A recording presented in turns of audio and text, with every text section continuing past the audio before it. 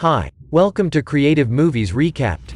Today's recap is a 2002 war action film called We Were Soldiers. Watch out for spoilers ahead. Before we continue, please subscribe to support our channel.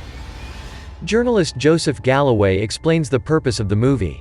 It is a testament to the soldiers who died in the Ia Drang Valley in November of 1965, the Valley of the Shadow of Death. In June of 1954, French troops move into the central highlands of Vietnam. They get ambushed and completely wiped out. A Vietnamese soldier is ordered to kill the remaining living French troops and they will stop sending more. In Georgia, two American generals are discussing the challenging terrain of Vietnam jungles. They plan on using helicopters to leap in and out of battle. Lieutenant Colonel Hal Moore is chosen for the job because of his past resume testing experimental parachutes. Colonel Moore and his family move into their new home while neighbors discuss his past resume. Helicopters fly overhead while Colonel Moore moves in. On the first night at home, Colonel Moore researches the capabilities of the new fast helicopters. Major Bruce Crandall and other helicopter pilots are playing baseball on their break. Crandall is at the plate and gets thrown out at home by Colonel Moore. He then meets Too Tall, Crandall's co-pilot. Colonel Moore explains to Crandall, also known as Snakeshit, that because of how low he flies, he is the solution to his problem. He stresses how important his job will be in battle. Sergeant Major Plumley's extremely intense nature is introduced. Colonel Moore formally addresses his men as well as introduces them to Plumley. He tells them that their horses in the battle for the first time will be helicopters. The soldiers train and prepare for the unpredictable nature of the battle. Colonel Moore stresses the importance of knowing the role of the person ranked above and below. Colonel Moore shares a prayer with his 5 children. After that, he explains to his wife how he thanks God for her, every time he prays. Plumley, with his intense method of thinking, tells Colonel Moore he will stick to his pistol because of how close the enemy will be, in battle. Colonel Moore's radio operator picks up a signal from the active and struggling advisors serving in Vietnam. Colonel Moore then goes on to explain how each other is all they are going to have. Colonel Moore points out the fine leadership skills of Lieutenant Jack Gagan while he takes control of his men by carefully checking for blisters. Plumley also points out Sergeant Salvage's intense leadership skills. Led by Julie Moore. The women whose husbands have recently been admitted to the post meet and discuss common interests while they get to know each other better. Barbara Gagan's water breaks. She gives birth to a baby girl. Jack Gagan then goes to church where he meets Colonel Moore. Colonel Moore gives Gagan advice on being a father and soldier. Gagan is afraid to make his daughter an orphan if he doesn't make it out of the battle. Colonel Moore prays to keep Gagan and his other men safe during battle. He also prays for the Lord to ignore the enemy's prayers. Colonel Moore's daughter innocently asks him what a war is, and he responds by telling her that they are going to try to take his life away, but he is not going to let them. Colonel Moore wakes up in the middle of the night and does more research. His wife Julie finds him and assures him he's the perfect man to lead his young soldiers. President Johnson's speech when he orders Colonel Moore's 1st Air Mobile Division to Vietnam is captured on TV. Colonel Moore and his men celebrate and share quality time with their loved ones before they leave the following day. Colonel Moore also finds out here that he will be going into battle under strength, losing 1/3 of his already trained men. He is reminded of the previous efforts of the 1st Battalion of 7th Cavalry, the same regiment as General Custer, who were all wiped by the Vietnamese. He goes home and fills out his final will. Colonel Moore delivers a powerful final speech stating that he will be the first to step on the field and last to step off while leaving no man dead or alive behind. Back in his house, Colonel Moore tucks each of his children into bed and spends his last night home with his wife. Few hours later, Gagan leaves his wife and newborn baby behind. The soldiers gather to leave. The soldiers arrive in South Vietnam at a base camp in helicopters. The war is between the North Vietnamese, who are supported by the Soviet Union, China, and other communist allies, and the South Vietnamese, who are supported by the United States and other anti-communist allies. Colonel Moore is briefed on where the war has reached and is told to find the enemy and kill them. He has 395 American soldiers ready for war. Colonel Moore and Plumley have a cigar while they talk strategy. The soldiers board the helicopters and take off to the enemy grounds. They arrive for battle in the Ia Drang River Valley. It is in the year 1965 and the first time the North Vietnamese soldiers are meeting with the American soldiers. The North Vietnamese find out about their arrival and prepare. Colonel Moore is the first to land. The soldiers all fire in caution. A platoon begins a chase into the jungles after a scout. Colonel Moore and Plumlee talk to another scout using the help of a southern Vietnamese as an interpreter. He reveals they are nearby an enemy base camp with 4,000 men. Colonel Moore orders all troops to hold positions but not in time to prevent the platoon from pursuing an enemy scout.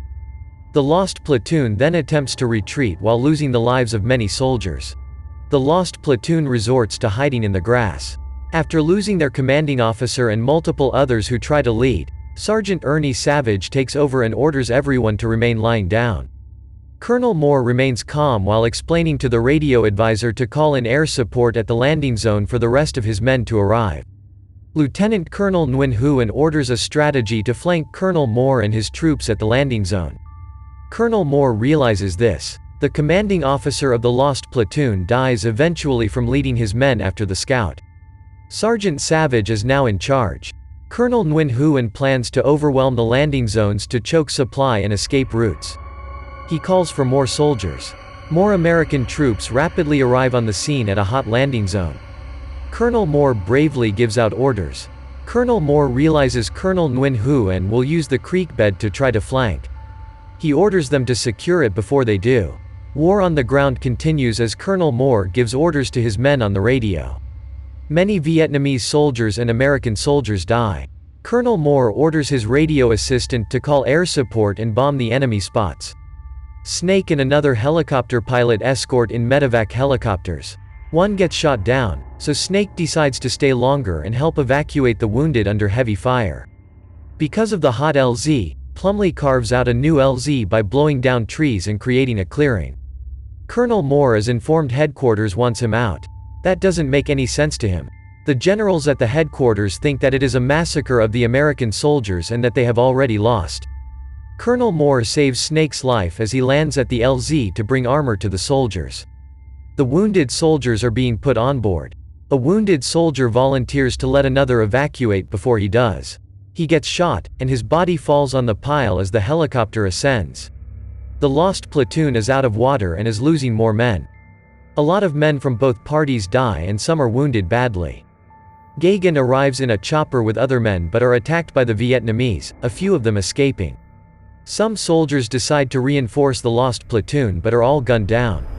At night, journalist Joseph Galloway decides to take the next helicopter into the battle. Snake allows him into his chopper. He meets Colonel Moore. He tells Galloway that he cannot guarantee his safety and that he should be careful else he'll die. Snake finally lands his helicopter at the base and gets yelled out by a senior officer for leaving his men behind. He responds with anger and pulls out his handgun telling him to go fight the real enemies for he had to transport the wounded first and leave the other soldiers to fight. Sergeant Savage and the lost platoon are still fighting for their lives. The rescuing platoon notifies them they will not make it there before the night is over. Gagan and his troops secure the ridge without getting much sleep. Colonel Moore comforts them. Soon a large enemy force attacks. A rapid change of mood to life back home shows a cab driver delivering a telegram to notify Kathy her husband has been killed. Julie Moore comforts her. She freaks out on the cab driver for scaring her to think her husband may have been killed. The cab driver tells her that she only needs direction and she apologizes telling him she will do the job for him. Barbara Gagan helps her along when many more appear. They spread the telegrams to the widows and all emotionally break down in tears mourning their husbands. Colonel Moore prays over the dead from the first day of battle. Galloway shares his purpose in Vietnam with Colonel Moore. He tells Colonel Moore that most of his ancestors were in the army and he as a journalist wanted to understand the war better by shooting pictures and videos and also make the rest of the world understand the war. Colonel Nguyen Huyen congratulates his men on the day's battle and notes their accomplishments. Sergeant Savage and the rest of his platoon are hiding in the grass with Vietnam patrols directly on top of them. They spot them and they get into a rapid fight. Vietnamese soldiers at the spot are all killed and a few American soldiers remain alive. Colonel Nguyen Huyen prays for the dead soldiers he lost. On the battlefield, Colonel Moore orders every soldier to fire 3 rounds at anything that looks suspicious. After they shoot, Vietnam troops charge at them. Soldiers from both parties use heavy gun machines on each other, resulting in more deaths. Gagan goes out of his way to rescue a downed soldier. He gets shot and killed. A Vietnam soldier tries to sneak and attack Colonel Moore from behind. Colonel Moore sees and shoots him down. Galloway is almost shot down taking pictures but is rescued by Plumlee. Galloway meets Jimmy Nakayama. Plumlee then forcefully hands Galloway an M16 rifle. Colonel Moore tells the mortar team to urinate on the mortars to cool them off for immediate use. Galloway joins the soldiers while they are attacked by a group of enemy soldiers who aggressively charge at them. Colonel Moore paces around each side of the battlefield and realizes they have been overrun. He calls in every means of air support through the codename Broken Arrow, which is familiar to the generals in America as a sign that they are almost getting defeated and that they need America's strongest air support. They kill the Vietnamese in masses until the air support operator mistakenly calls in support too close to the American position. It takes out American troops as well as Jimmy Nakayama. Galloway tries to hold him on the legs to carry him, but his flesh tears off from the bombfire burn. He carries him to the medevac. Jimmy Nakayama cries as the helicopter airlifts him, leaving Galloway behind. After the fire support, a squad goes into the jungle to rescue the lost platoon. After 40 men have been killed in battle, a group of new soldiers arrive and take their place. On the radio, General Westmoreland orders Colonel Moore to leave, but he refuses and continues to fight and find all of his men. He finds Gagan's dead body. Julie Moore gets the news Gagan was killed and goes to tell Barbara Gagan. Colonel Moore is distraught about his death. Colonel Moore denies pulling out even though all have been ordered to leave. Sergeant Savage and Gary Owens rejoin the lines. They all prepare for a final battle.